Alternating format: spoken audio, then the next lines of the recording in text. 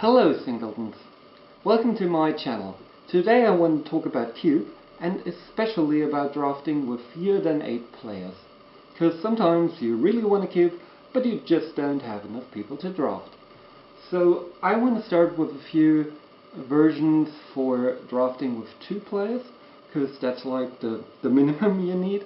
And yeah, you can scale them up however you like, and I want to show a few more of the common ones you maybe even already have played, and then I want to show you some I found on the internet and a variant I came up with myself together with my boyfriend. And yeah, so let's just start into the first variant. So this is the first setup. This one is for the variant called the grid. You basically only have 1 pick each for each pack, and with that pick you can only take 1 row or 1 column. So the one who has the first pick decides to take the column he or she decides.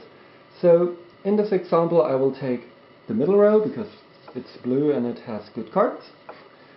And so if you had the second pick, you could now decide if you want one of the rows with 3 cards or one of the columns with only 2 cards. So, well, let's say you decide, okay, you will not fight me in blue and try to be a bit more rampy, so you take the artifacts. So after we've both done our picks, the rest, in this case, those 3 cards, just get set aside, like you just don't use them anymore. And yes, you basically do this setup with 9 packs per player. So if you played with 2 people, you have 18 packs, and for each pack every player has only 1 pick. And you always have to decide if you want to take the one with more cards or the one with fewer cards. And yeah, it's quite an interesting format because you have the whole draft like visible for everyone, so you have every information available, and it's quite tricky to build something that will still surprise your opponent even though he or she may know every single card in your deck. Alright, let's go to the second variant. In the second version, you will start by putting 3 cards besides each other and a stack of cards on the side.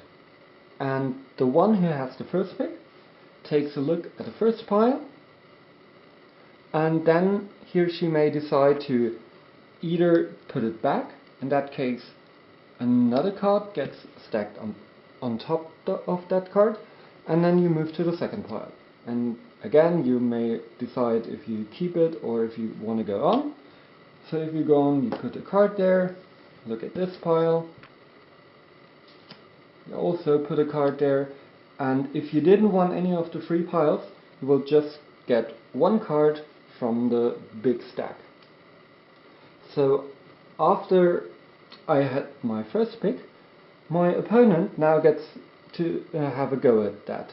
So you start by looking at the whole stack of the first stack, and then you also may decide, do I want to keep that pile or do I want to go on? So if you go on, again, you put 1 card here, take a look at those, put a card there, and be like, okay, I take that one. And if you take that one, you just put another card here, and yeah, then the other person gets to go again. And you basically can do that for as long as you like, so you can tune the power level of the decks you're trying to build with that.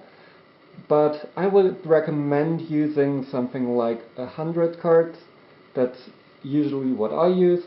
And yeah, like I said, it's a bit more closer to a regular draft because it's all about having only a bit information and trying to make the best of that and trying to guess what your opponent is trying to build and what cards he or she might have seen.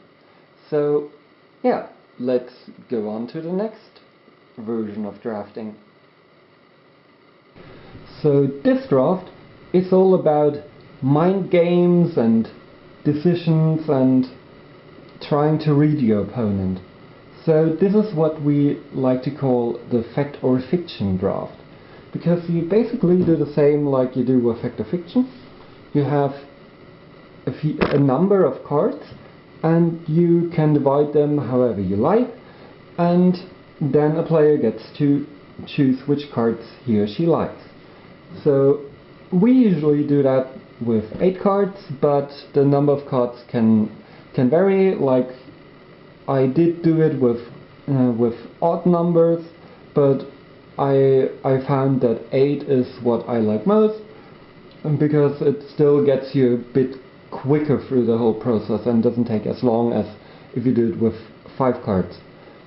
So the basic concept is, if I get to decide, like if I get to split the piles, I will take these 8 cards, and then I can either try to stack them in a way that they make sense, like color-wise.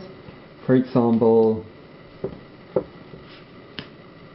I could do something like this. So you would have a green pile with like a good value card, and a control pile with also a combo card. So you would have like an even choice to get the direction you want to take it in. And if I split up the piles, my opponent gets to choose if he or she wants this pile or this pile. But the cool thing about that version is when it comes to the uneven stacks. For example, if you be like, okay, I really know that you really like playing green. I don't know why you would like that, but if you do, yeah. So you could do something like this and basically say, well, here are all your favorite cards. Why don't you take them and I take the rest?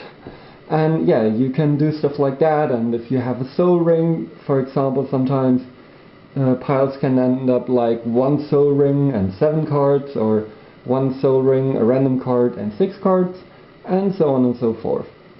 So this is all about trying to trick your opponent into making the choice you want them to make.